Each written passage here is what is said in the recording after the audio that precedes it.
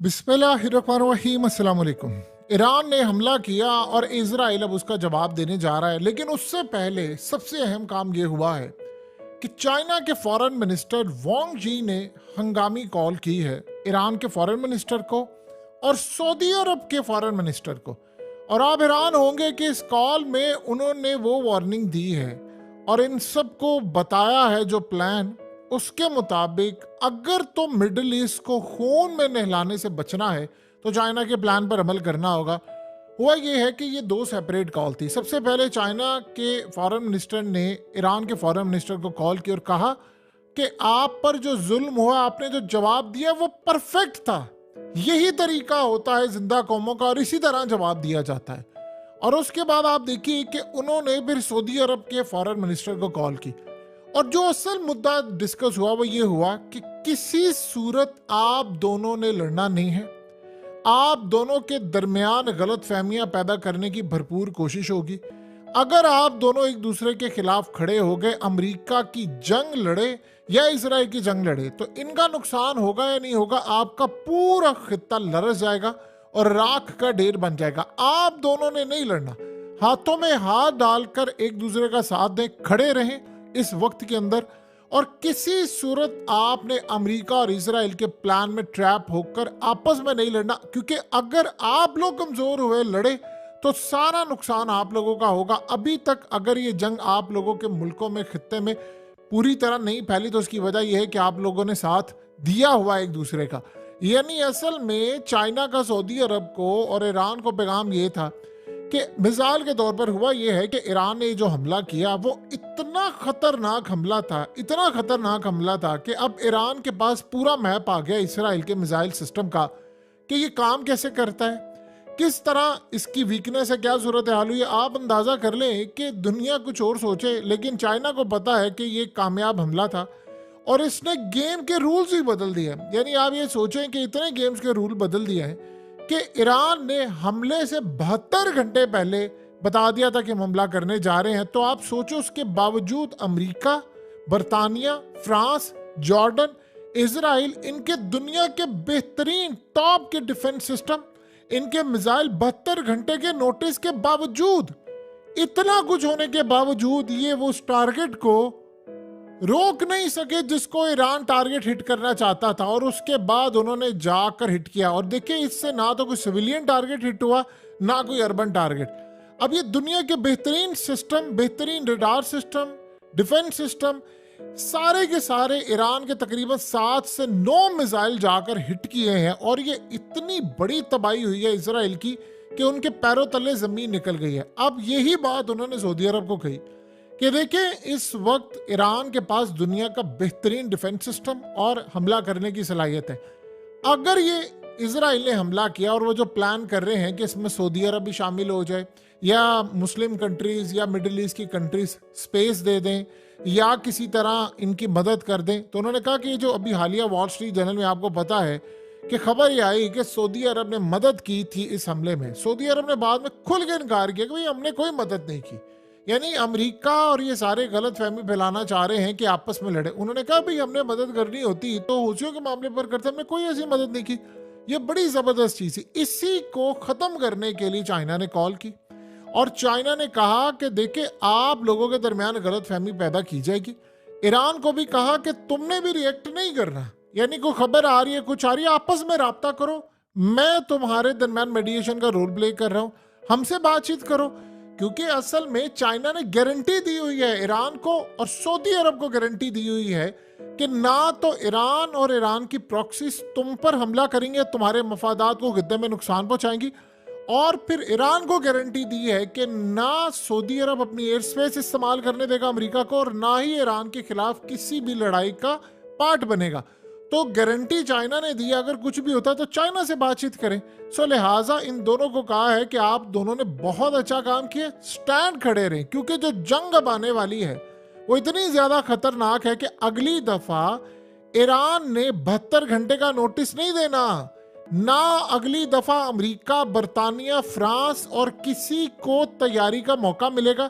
अगर इसराइल ने हमला किया तो ये ऑल आउट वॉरफेयर होगी और इसराइल को किसी भी वक्त हमले का सामना करने से पहले कोई मौका नहीं मिलेगा। यानी अगर उन्होंने हमला किया तो अगले चंद सेकंड में इजराइल को तबाही का निशाना बनाया जाएगा। और ये याद रखिएगा, ईरान को अब उनके तमाम सिस्टम की वीकनेस का पता चल चुका हुआ है और सबको पता चल चुका है कि इसराइली कितने वीक है। आज से पहले कभी ऐसा नहीं होता था। इसराइल की एक धाक बैठी हुई थी, वो जब जाता था किसी को हमला कर देता था और आ जाता था।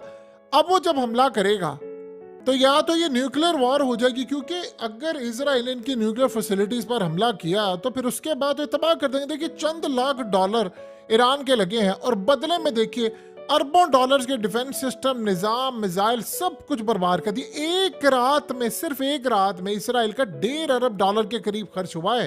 यानी अरबों डॉलर्स का उन्होंने नुकसान किया। उन्होंने कहा कि अगर इस सारी सूरत हाल में आप लोग अपने अपने मुल्क को बचाना चाहते हैं तो याद रखिएगा आपने एक दूसरे के खिलाफ कोई इकदाम नहीं करना, बिल्कुल स्टैंड खड़े रहे। जो अब तक असल में चाइना बड़ा खुश था सऊदी अरब से, खास तौर पर कि सऊदी अरब पार्ट नहीं बना किसी भी तरह का। हौसियों के मामले पर एक कुछ और, उसका अमेरिका और इसराइल को इतना नुकसान है कि हौसी इस वक्त उनके गले की हड्डी बने हुए हैं। और उन्होंने कहा कि इस सारी सूरत हाल में ईरान ने जो स्ट्राइक बैक करना है उस पर सबसे बड़ा मसला ये आएगा कि इसराइल और अमेरिका चाहेंगे कि जो मिडिल ईस्ट की कंट्रीज है वो मदद करे और गलत फहमी फैलाने के लिए रिपोर्ट जारी करेंगे कि इन लोगों ने मदद की, जबकि वो नहीं करे। ये सबसे बड़ी डेवलपमेंट होने जा रही है और ये इतनी बड़ी डेवलपमेंट होने जा रही है कि ईरान को अप्रिशिएट किया। इवन कि आप देख लें रूस की जानिब से उन्होंने कहा कि जो आपने कर दिया है। असल में चाइना बहुत ज्यादा खुश है कि अमेरिका और इनके तमाम जितने इत्तेहादी इन सब की वीकनेस सामने आ गई। इवन के रूस को इतना फायदा हुआ कि किस तरह ये यूरोप समेत तमाम लोग यूक्रेन के अंदर हम इनको कैसे दबोच सकते हैं। तो चाइना ने जो कॉल किया उसमें सऊदी अरब ने उनको कमिटमेंट दे दी है कि आप बेफिक्र हैं, हम इस मामले पर ना तो अमेरिका का साथ देंगे ना इसराइल का, और हाँ इस मामले पर कम से कम मिडिल ईस्ट की सारी कंट्री साथ है कि इसराइल ने जो कॉन्सुलेट तबाह किया है वो किसी भी मुल्क की एम्बेसी आप तबाह नहीं कर सकते। आप ये देखें कि यूक्रेन ने अमेरिका को कहा है कि हमें भी इसराइल की तरह ट्रीट करो, जैसे तुम इसराइल को बचाते हो हमें क्यों नहीं बचा रहे। उसने कहा हम बच नहीं सकते, वो हमारे सर पर खड़ा हुआ है इस वक्त रूस और हमें खा जाएगा, और तुम कब आकर हमें बचाओगे। तो ईरान का रिस्पॉन्स इतना जबरदस्त था कि चाइना को अपनी दी गई टेक्नोलॉजी, मदद, पैसा जो ईरान को बनाने में लगा है, जो रूस ने उनको दिया उसको बनाने में लगा, उसमें बहुत ज्यादा खुश हुए। और आप ये सोचें कि पुतिन के अल्फाज किस तरह, यानी उन्होंने कहा है कि ये इजराइल के खिलाफ जो कि ईरान का रिटेलिएशन करने का जो मामला था वो बेस्ट था। इतने खूबसूरत अल्फाज इस्तेमाल किए पुतिन ने रईसी को कॉल करते हुए। उसने कहा कि बेस्ट था, इससे बेहतर कुछ भी नहीं हो सकता।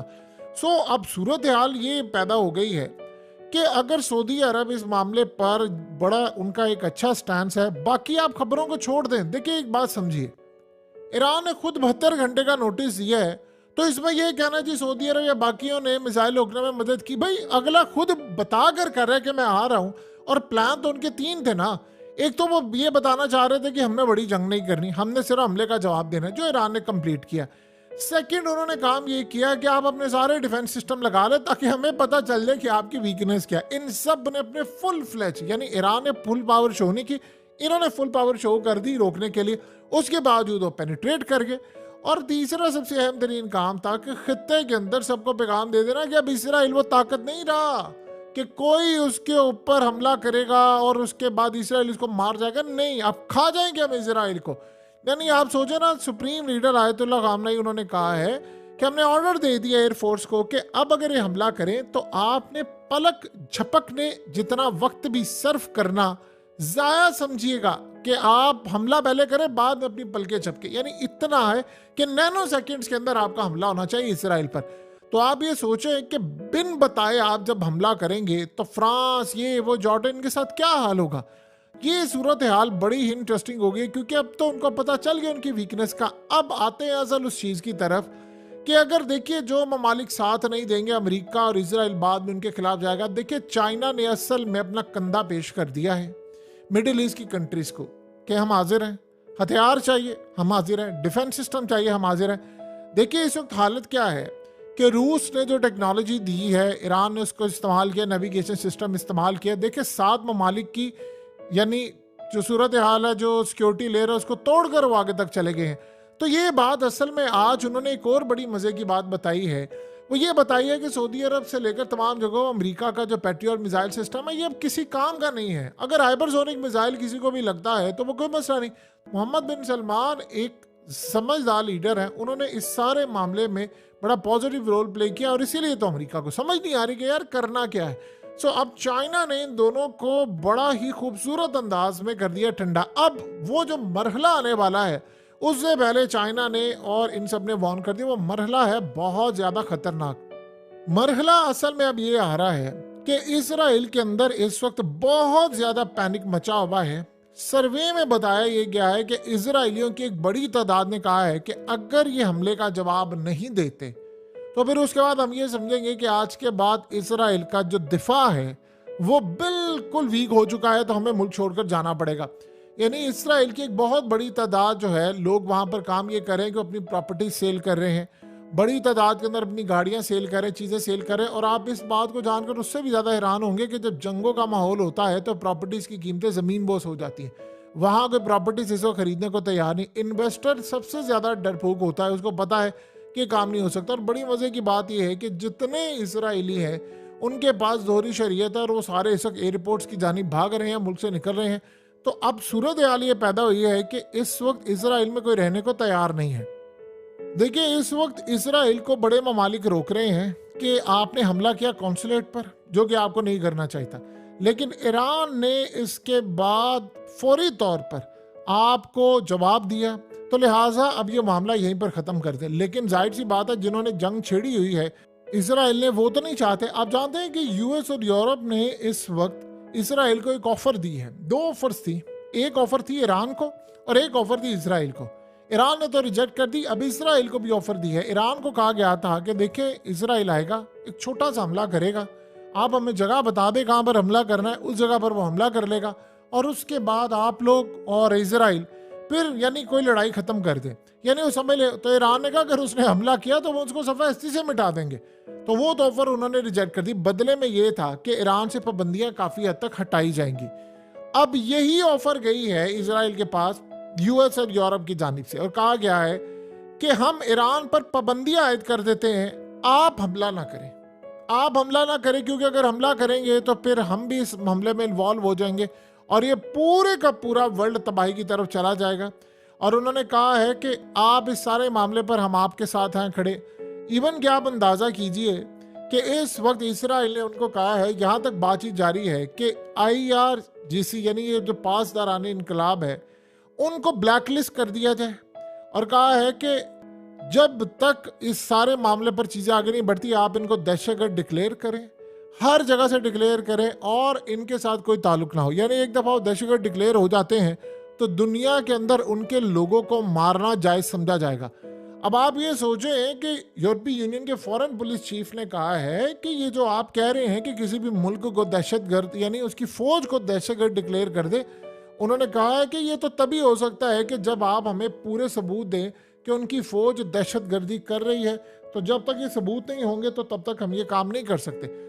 इस सूरत हाल में उन्होंने कहा ये काम नहीं हो सकता, हम छोटी मोटी पाबंदियां उन पर लगा देते हैं जिससे ये भी हो जाएगा कि चले आपका भरम रह जाएगा, आप अपने लोगों को बता सकते हैं कि हमने इन पर पाबंदियां लगवा ली। तो आगे से उन्होंने जवाब दिया कि ईरान पर इतनी पाबंदियां ऑलरेडी लगी हुई हैं, तो उस पाबंदियों का ईरान ने क्या किया है और वो न्यूक्लियर के करीब है।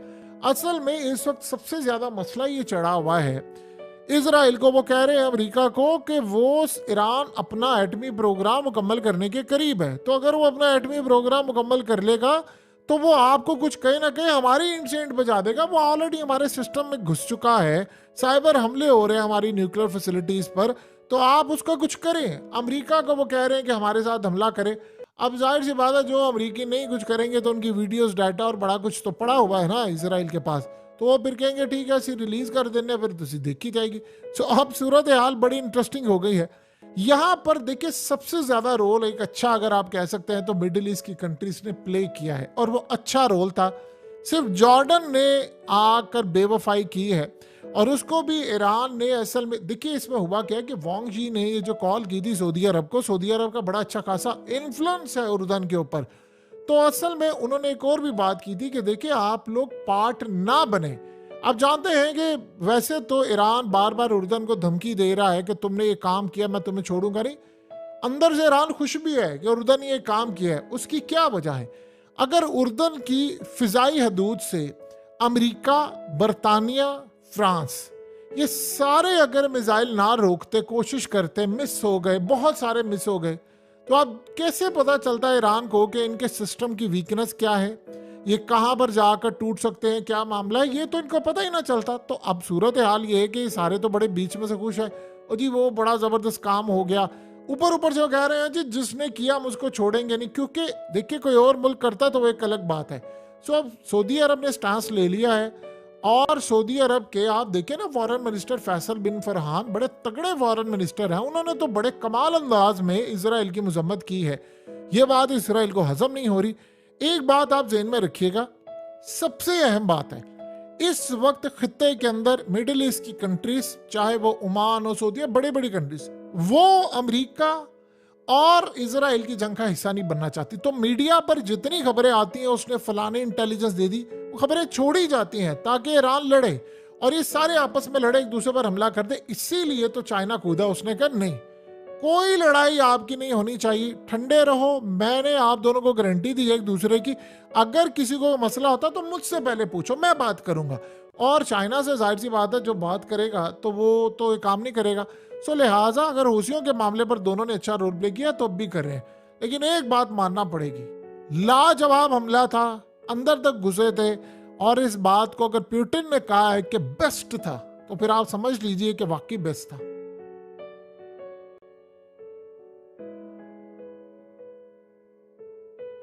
हकीकत टीवी को सब्सक्राइब करना मत भूलें, वीडियो को लाइक करें, शेयर करें और कमेंट सेक्शन में अपनी राय का इजहार जरूर करें।